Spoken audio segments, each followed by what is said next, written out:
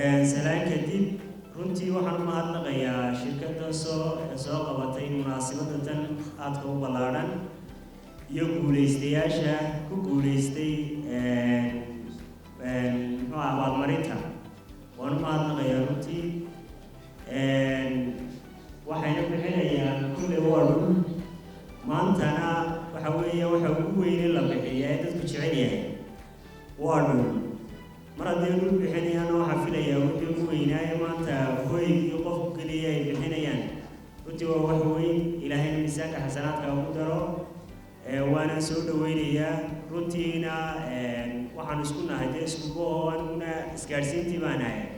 maanta haddaynu isku baranay xafladeen kolleyna aan ku cusubahay waan soo dhaweynayaa aad iyo aad baan soo dhaweynayaa alle assalaamu calaykum waraxmatullahi wabarakaatu isgaadhsiinteena soo